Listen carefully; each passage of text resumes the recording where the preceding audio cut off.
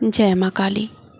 त्राटक को सिद्धि तक ले जाने की जो गुप्त यात्रा है वो बहुत ही ज़्यादा रहस्यमयी है। त्राटक एक रहस्यमयी साधना ही है। ये साधकों की चेतना को सामान्य सीमाओं से ऊपर उठाकर दिव्य सिद्धियों तक ले जाती है, पर हर कोई इसके बारे में बात नहीं करना चाहता। जो भी जानकार व्यक्ति है इसे गुप्त रखना चाहता है, क्योंकि ये इतनी शक्तिशाली और रहस्यमयी साधना है कि अगर साधक ने इन सभी चरणों को पूरा कर लिया, इसमें 5 चरण मैं आपको बताने वाली हूँ। अगर इन 5 चरणों को आपने पूरा कर लिया या फिर कोई भी साधक इस 5 चरण को पूरा कर लेता है तो वो साधक या तो देव बन जाएगा या फिर पूरी तरह से राक्षस।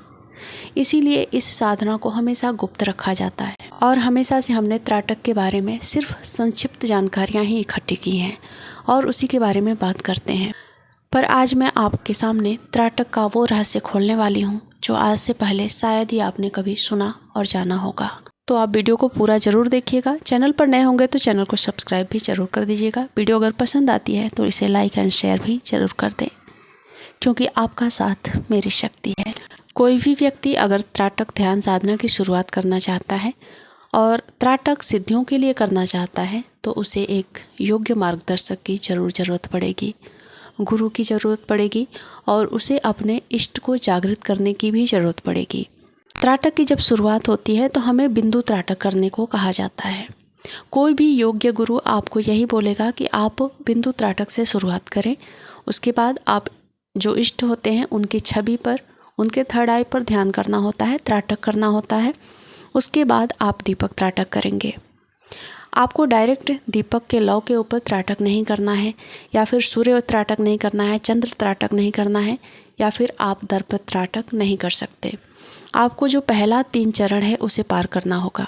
मैं इस वीडियो में उन लोगों की बातें कर रही हूँ जो बिंदु त्राटक कर चुके हैं, जो इष्ट के ऊपर त्राटक कर चुके हैं, अब वो लौ के ऊपर त्राटक कर रहे हैं।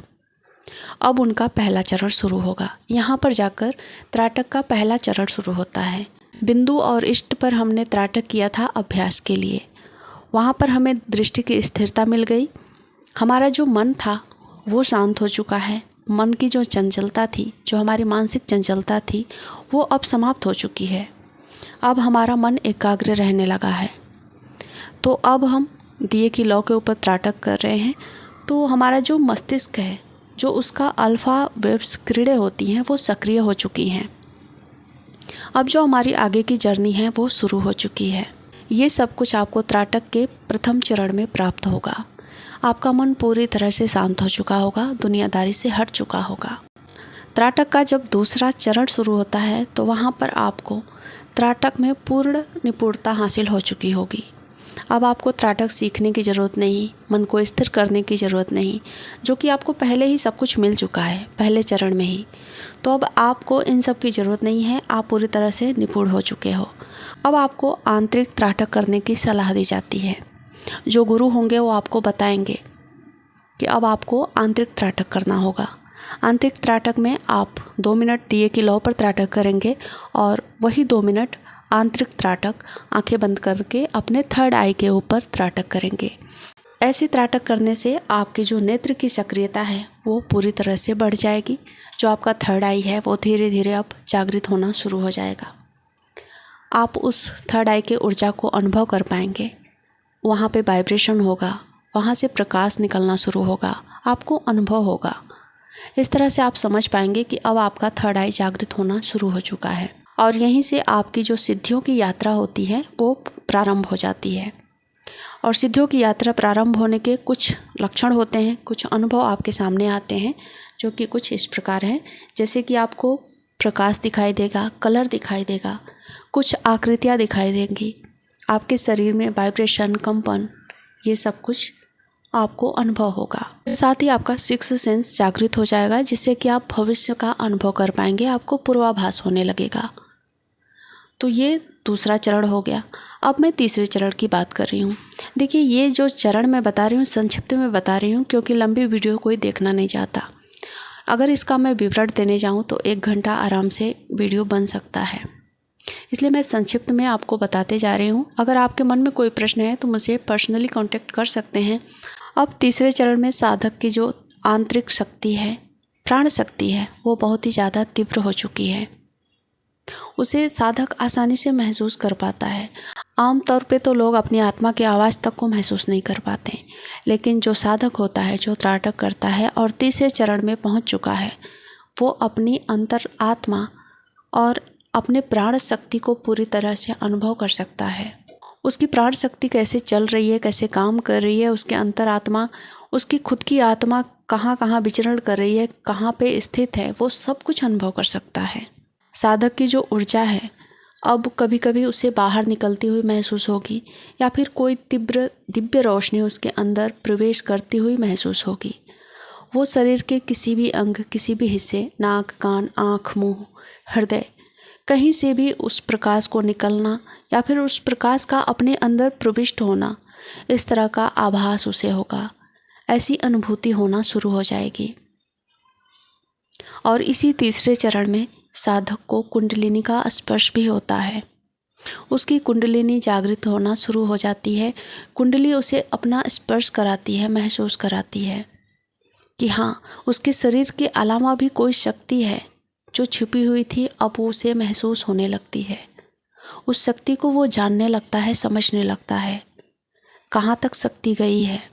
बहुत सारे ऐसे साधक हैं जो कुंडलिनी को रेंगता हुआ महसूस करते हैं, उसके कंपन को महसूस कर पाते हैं। कैसे कुंडलिनी चलती है, उस कुंडलिनी को भी वो साधक महसूस कर पाते हैं। तो यहाँ तक आते आते साधक कुंडलिनी और अपनी प्राण ऊर्जा को पूरी तरह से महसूस करना शुरू कर देता है। अब साधक को चौथे चरण में प्रवेश कराया जाएगा। और जो भी मैं आपको बता रही हूँ, जैसे कि पहला चरण शुरू हुआ, दूसरा चरण शुरू हुआ, तीसरा चरण शुरू हुआ, तो ये अपने आप नहीं होगा। इस चरण की साधना होती है, एक एक चरण की साधना होती है। जैसे जैसे आपकी साधना आगे बढ़ेगी, गुरु आपको बताते हैं या फिर कोई आपका कोई मार्गदर्शक होगा, वो बताएगा कि आप इस चरण में प्रविष्ट कर गए हो, या फिर आपके इष्ट होंगे जो कि स्वप्न के माध्यम से आपको गाइडेंस देंगे। जब चौथा चरण शुरू होगा तब जाकर आपको अपने इष्ट का और दिव्य शक्तियों का गाइडेंस मिलना स्पष्ट रूप से शुरू हो जाएगा। यहाँ तक आप भ्रमित रहोगे तीसरे चरण तक। चौथे चरण में आपको अप्सरा, देवता या फिर गुरु का स्वप्न में दर्शन होगा, या फिर प्रत्यक्ष भी सूक्ष्म रूप से आप दर्शन कर पाएंगे, ध्यान में दर्शन कर पाएंगे। यहाँ पर आते आते साधक को ढेर सारी सिद्धियाँ मिल जाती है और उसका अनुभव भी साधक कर पाता है। लेकिन यही वो चरण है जहाँ पर साधक पूरी तरह से एक हीरे की तरह, अगर मैं उदाहरण दूं तो ये एक हीरे की तरह वो हो जाता है जिसकी चमक अब दूसरों को आकर्षित करेगी। चाहे वो खतरनाक तांत्रिक हो या फिर कोई नकारात्मक शक्ति, अब उस साधक को चुराने की कोशिश करेगी, उसकी शक्ति को चुराने की कोशिश करेगी, उस साधक को इस्तेमाल करने की कोशिश करेंगी वो सारी बुरी शक्तियाँ। उदाहरण के लिए, जैसे कि आप कामाख्या क्षेत्र में कभी गए हों, कामाख्या मंदिर पे गए हों, तो वहाँ पे कुछ ऐसे गुप्त तांत्रिक बैठे होते हैं जो भोले भाले जो साधक होते हैं, या फिर जो दिव्य लोग होते हैं जिनको पिछले जन्म की कुछ शक्तियाँ प्राप्त हैं। उनको नहीं पता है कि मुझे क्या शक्तियाँ प्राप्त हैं, वो तो बस माँ के दर्शन के लिए आए, माँ के पूजा पाठ के लिए आए। लेकिन उन सामने वाले तांत्रिकों को पता चलता है और वो उन्हें भ्रमित करते हैं, उनका इस्तेमाल करने की कोशिश करते हैं। तो इस तरह से अब आप इस जगह पर आते आते हो चुके हो। अब आप सबकी नज़र में आओगे, इसलिए आपको अपनी साधना और अपने आप को बहुत ही ज़्यादा प्रोटेक्ट करके रखना है। और यहीं पर सबसे ज़्यादा आपको अपने इष्ट की, अपने गुरु की ज़रूरत भी पड़ती है, क्योंकि वही वो शक्तियाँ हैं जो आपको प्रोटेक्ट करेंगी, बचाएंगी। क्योंकि अब तक आपने अपनी प्रोटेक्शन के लिए कुछ भी नहीं किया। अब बस आपने साधनाएं की हैं, एक एक चरण में प्रवेश करते जा रहे हो। लेकिन जो गुरु होते हैं वो अन्य शिष्यों के साथ भी जुड़े होते हैं, और जब किसी साधक या फिर शिष्य के ऊपर कोई मुसीबत आती है, कोई परेशानी आती है, तो मंत्रों के द्वारा जिस भी शिष्य के ऊपर परेशानी आई है, तो गुरु अपने अन्य शिष्यों के साथ मिलकर उस जो फंसे हुए शिष्य है, बुरी परिस्थिति में फंसा हुआ शिष्य है, उसके प्रोटेक्शन के लिए मंत्र जाप किया जाता है उसके नाम का। वो मंत्र जाप उस शिष्य के आसपास एक प्रोटेक्शन बाउंड्री की तरह काम करता है। तो इसलिए गुरु की और अपने इष्ट की ज़रूरत पड़ती है। अब यहाँ से शुरुआत होती है 5वें चरण की। 5वें चरण में आपको पूरी सिद्धियाँ मिल चुकी हैं, जितनी भी सिद्धियाँ आप चाहें, जितनी भी सिद्धियों के लिए आपने साधना की है।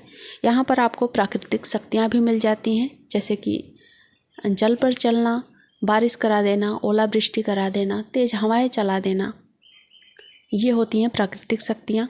तो ये सारी शक्तियाँ आपको मिल जाती हैं और यहाँ से आप पूरी तरह से एक तंत्र मार्ग पर चलने वाले व्यक्ति हो जाते हो। आप एक तांत्रिक भी बन चुके हो। तो यहाँ पे आपको सावधानियाँ भी रखनी होंगी, क्योंकि ये 5वां चरण है, वो अंतिम चरण है। आपको पूर्ण सिद्धियाँ प्राप्त हो चुकी हैं, आपको शक्तियाँ प्राप्त हो चुकी हैं। तो अब आपको भोग, अहंकार और दिखावे से दूर रहना होगा, क्योंकि अगर आपने त्राटक करके सारी सिद्धियों को पा लिया है तो आपको सावधानी भी उतनी ही रखनी होगी, क्योंकि सिद्धियाँ बैकफायर भी करती हैं। अगर आपने गलती से किसी का अहित करने का सोचा, अहंकार बस किसी को बर्बाद करने की सोची, या फिर दिखावे के लिए कुछ भी कर दिए, जैसे कि बारिश करा दिए, ओलावृष्टि करा दिए, तो ये प्रकृति के नियम के विरुद्ध होगा और आपकी शक्तियाँ छीन ली जाएंगी। जिस तरह से ईश्वर शक्ति देते हैं, वही उस शक्ति को छीनने की ताकत भी रखते हैं। तो आपको सावधान भी रहना होगा। तो ये था त्राटक से सिद्धि तक की यात्रा। आपको ये वीडियो कैसा लगा मुझे कमेंट में ज़रूर बताइएगा, अपने अनुभव शेयर करिएगा। और अगर आप त्राटक करते हैं तो आपको कौन कौन से अनुभव मिले हैं वो भी मेरे साथ शेयर कर सकते हैं। अगर आपको कोई गाइडेंस चाहिए तो मुझे आप कमेंट में पूछ सकते हैं, या फिर आप मुझसे पर्सनली कॉन्टैक्ट भी कर सकते हैं। जय महाकाल, जय महाकाली।